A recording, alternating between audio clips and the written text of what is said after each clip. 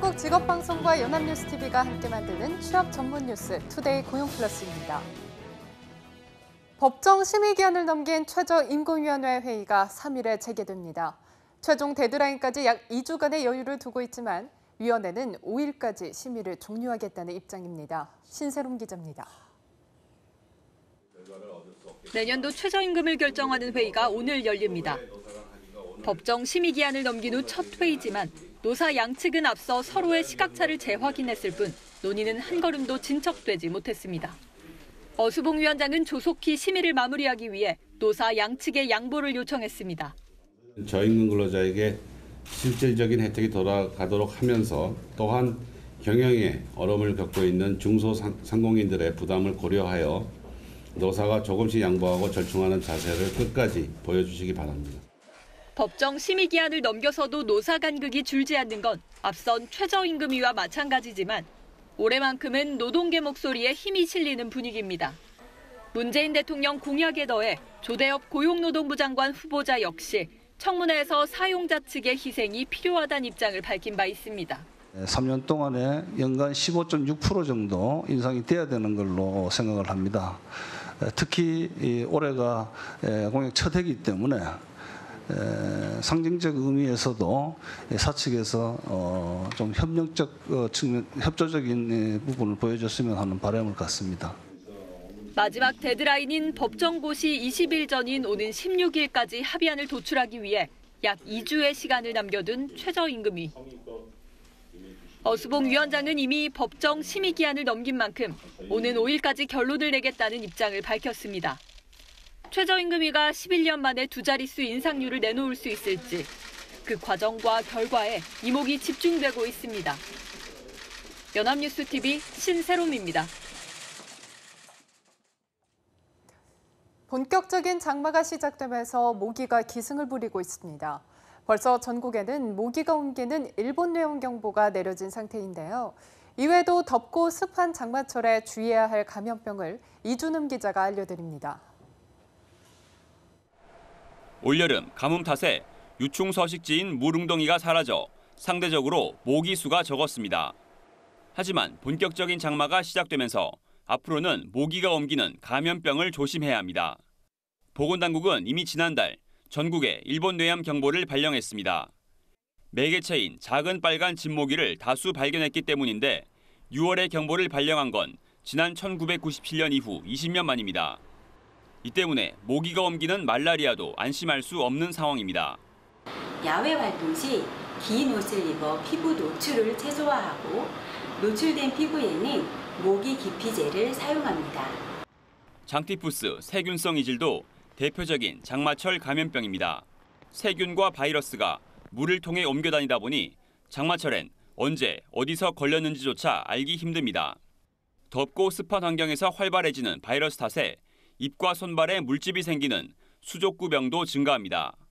환자는 대부분 영유아입니다. 이 때문에 장마철엔 개인위생 관리가 더욱 중요합니다.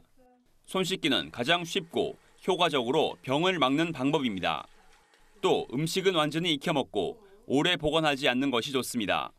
장마가 끝난 뒤에도 곧장 이어지는 무더위 탓에 식중독인 비브리오 폐혈증, 진드기가 옮기는 중증 열성 혈소판 증후군 등을 주의해야 합니다.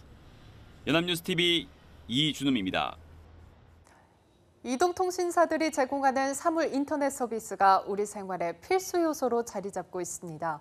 가정 내 가정관리 등을 넘어 이제 차량 상태까지 실시간으로 확인할 수 있게 됐다는데요. 그 현장을 한지 기자가 다녀왔습니다. 빈트럭이 서울 금천구의 한 제조업체로 향합니다. 회사 근처 500m 내로 차가 접근하자 알림 문자가 도착합니다.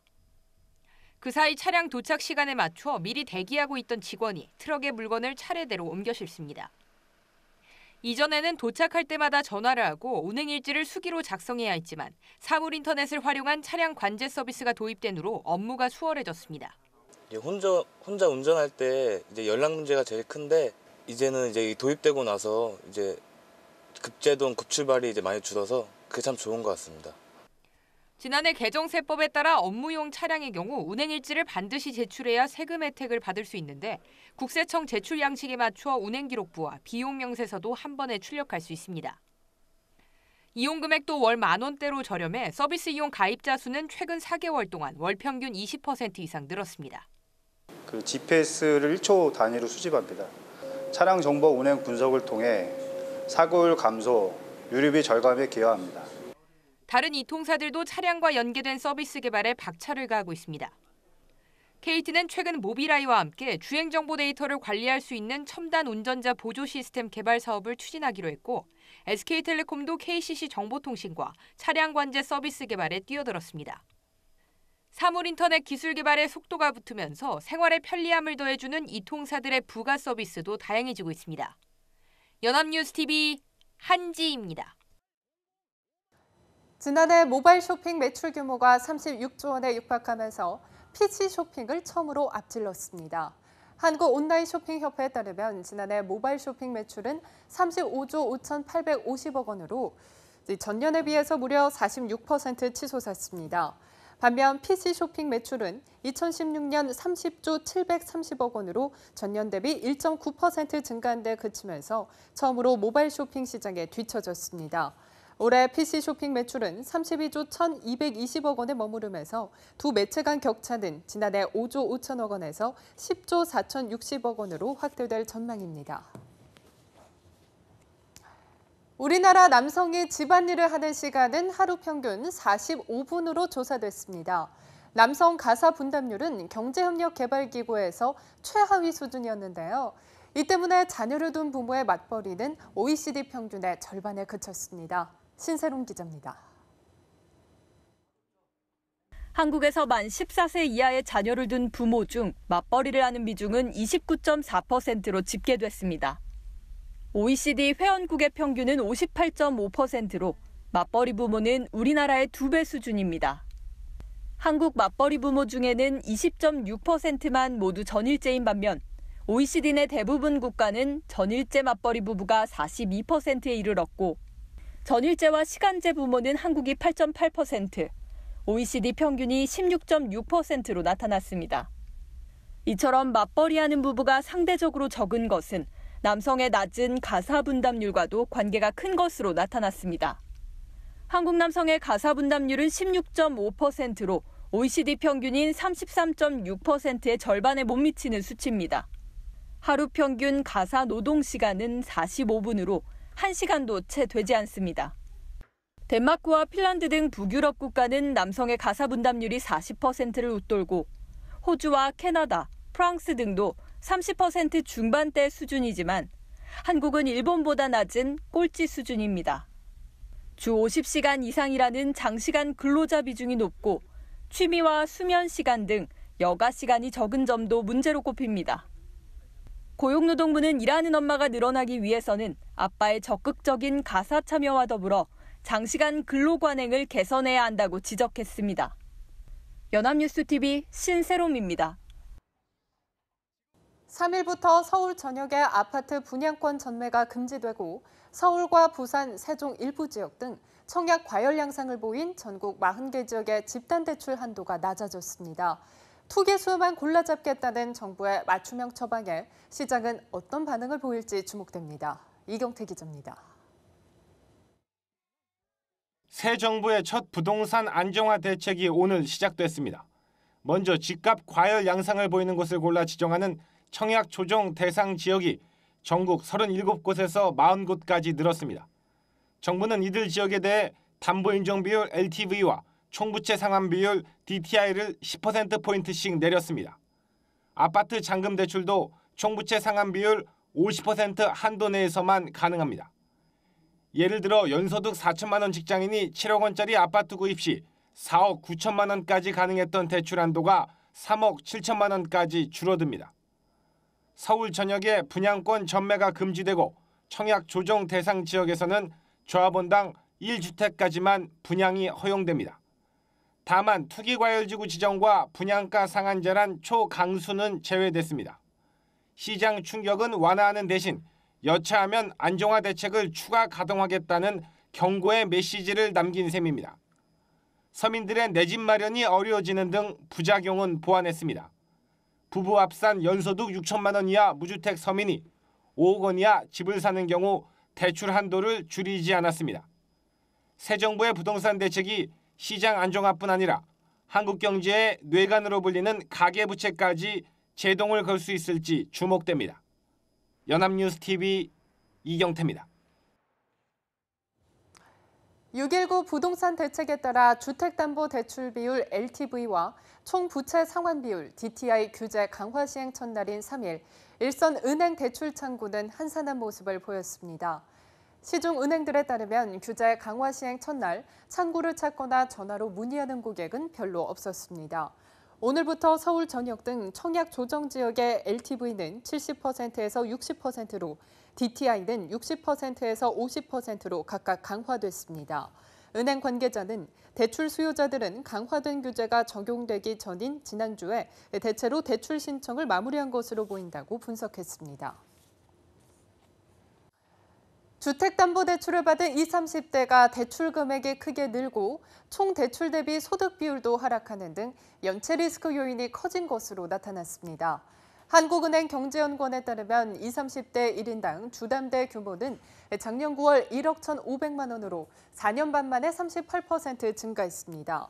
20, 30대 주담대 차주는 총대출 대비 소득 비율이 작년 9월 0.58%로 4년 반 전에 비해서 0.2%포인트 하락했습니다. 반면 20, 30대 주담대 차주는 같은 달 기준 신용카드 한도의 47.7%를 사용했는데 이 비율은 4년 반 만에 6.5%포인트 상승했습니다. 수출과 설비 투자 증가의 영향으로 올해 경기가 예상보다 좋아질 것으로 보고 경제 성장률 전망치를 높여잡는 움직임이 나타나고 있습니다. 금융권에 따르면 해외 투자은행 바클레이즈는 최근 올해 한국 경제 성장률 전망을 2.6%에서 2.9%로 0.3%포인트 높여잡았습니다. 모건 스탠리와 도이체방크, 골드만삭스도 성장률 전망치를 2.8%로 일제히 올렸습니다. 이는 반도체와 석유 제품 등 주요 수출 품목의 가격이 올랐고 건설과 설비 투자가 늘어나 경기 회복을 주도할 것으로 예상되기 때문입니다. 카쉐어링은 차량을 10분 단위로 빌릴 수 있어 편리하게 이용할 수 있습니다. 그런데 업체들의 차량 대여 약관을 뜯어보니 소비자에게 불리한 것들이 투성이었습니다. 김보윤 기자입니다. 30대 강 씨는 지난해 카쉐어링 업체에서 몇천 원의 차를 빌렸다가 20분 만에 10만 원이 넘는 돈을 물어내야 했습니다. 경고등이 들어오더라고요. 핸들이 자꾸 우측으로 꺾이는 거예요. 알고 보니까 타이어에 바람이 빠지고 있었어요. 관리가 안 돼 마모가 심한 타이어가 터진 건데 카쉐어링 업체는 강 씨에게 타이어 교체 비용과 휴차 대여료를 청구했습니다. 사전에 차량을 제대로 살피지 않은 고객 책임이라는 겁니다. 어느 누가 타더라도 베스트 드라이버가 타더라도 사고가 날 수밖에 없는 그런 타이어의 상태였어요. 공정거래위원회는 소카와 그린카 등 4개 카쉐어링 업체에 대해 이 같은 불공정 약관 16개를 고치도록 했습니다. 고객의 고의나 과실이 없는 경우까지 그 고객에게 그 책임을 전가하도록 하고 있어 부당한 측면이 있습니다. 예약을 취소해도 대여료를 돌려주지 않았던 조항이나 과도하게 몰리던 벌금 수준도 바로잡았습니다. 예약을 취소할 경우 10에서 30%의 위약금만 내면 남은 돈은 돌려받을 수 있습니다.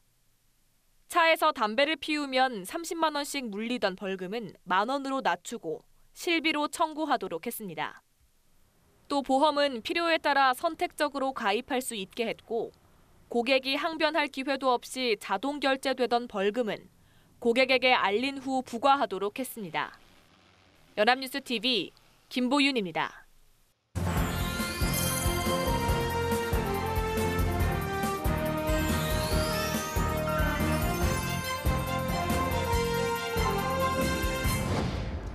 대한민국 50만 구직자의 일자리 현황을 데이터로 풀어봅니다. 투데이 데이터 뉴스 시간 안혜경 아나운서와 함께합니다. 안녕하세요. 안녕하세요.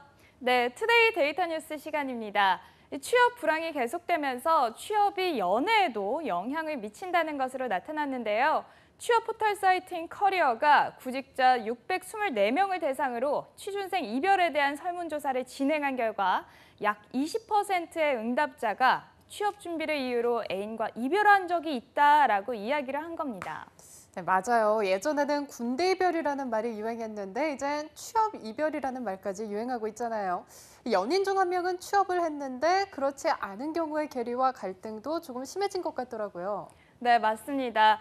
실제로 취업 이별을 경험한 응답자 중 77.8%가 애인으로부터 이별 통보를 받았다고 응답했는데요. 시간과 돈, 거기에 심리적인 여유까지 부족한 상태에서 연애를 이어간다는 것이 생각만큼 쉽지 않았기 때문으로 보입니다.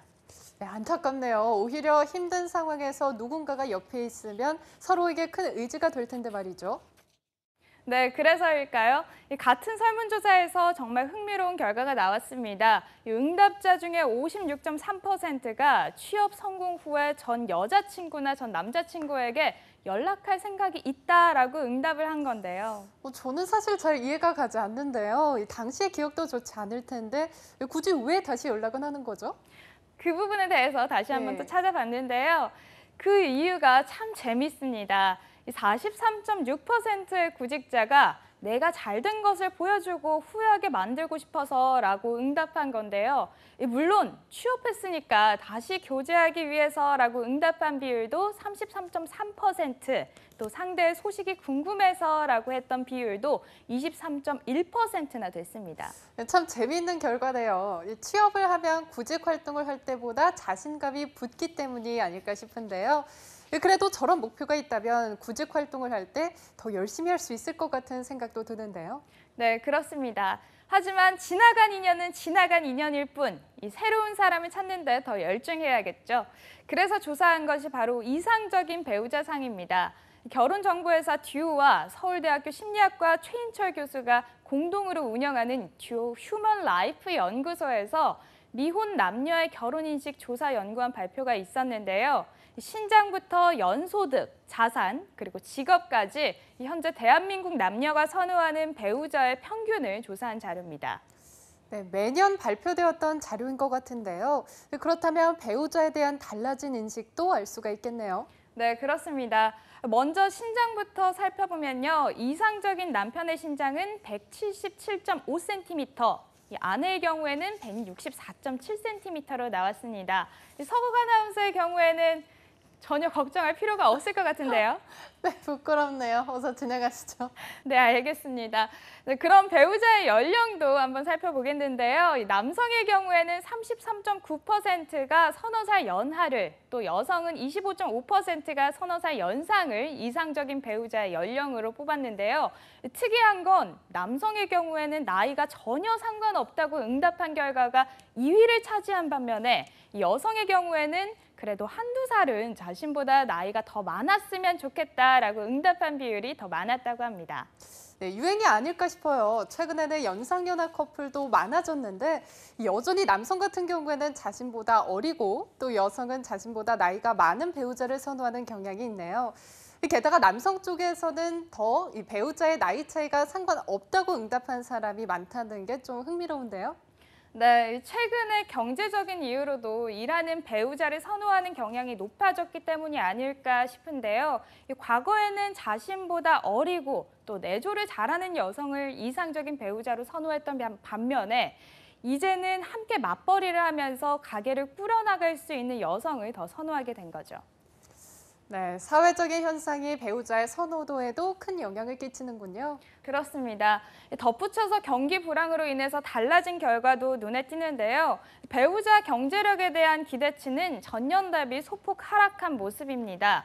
2015년 집계한 이상적인 연소득은 남편은 5,417만 원, 아내는 4,631만 원이었지만 2016년엔 남성은 4,997만 원, 여성은 4,211만 원으로 각각 420만 원씩 기대치가 떨어진 겁니다. 또 자산 역시 지난해엔 남편은 2억 9,279만 원, 아내는 2억 3,539만 원이었지만 지금은 남녀 각각 2억 6,554만 원, 그리고 아내의 경우에는 2억 554만 원으로 하락했습니다. 전문가들은 이에 대해서 금리 인상과 장기 침체로 인해서 미래의 불확실성, 또 불안정한 현 사회 분위기가 이 배우자의 선호도에 영향을 미쳤다고 분석하고 있습니다. 네, 그렇군요. 이렇게 연소득에도 영향을 미칠 정도면 이상적인 배우자의 직업도 많이 달라졌나요? 하지만 그건 또 그렇지 않습니다. 이 선호하는 남편의 직업으로 공무원이 13%를 차지하면서 2004년부터 13년째 부동의 1위를 차지하고 있는데요. 그 다음으로는 선호하는 직업이 11.3%로 차지한 의사나 약사, 또 10.2%를 차지한 일반 사무직, 그 외에도 교수나 금융직 순으로 배우자의 직업을 선호하고 있다는 것으로 나타났습니다. 네, 구직자에게나 또 결혼을 준비하는 남녀에게나 공무원은 언제나 인기군요. 그렇다면 여성은 어떤가요? 네, 여성의 경우에는 1위가 12.3%를 차지한 교사로 나타났는데요. 남성과 마찬가지로 2위는 11.2%로 의사나 약사가 뽑혔고 그 외에는 일반 사무직, 그리고 간호, 기타 의료사 등의 순으로 배우자의 직업을 선호했습니다. 네, 응답을 보니까요. 안정적이고 전문적인 직업을 배우자의 이상적인 직업으로 뽑는 것 같은데요. 취업 이별부터 낮아진 연소득의 기대치까지 달라진 연애와 결혼의 풍속도를 들여다보는 것만으로도 우리 사회가 처한 현실을 이해할 수 있게 되네요. 내년에는 보다 긍정적인 결과만 나오기를 기대해 보겠습니다. 지금까지 데이터 뉴스 안혜경 아나운서와 함께했습니다. 고맙습니다. 고맙습니다. 네, 투데이 고용 플러스 오늘 준비한 소식은 여기까지입니다. 시청해주신 여러분 고맙습니다.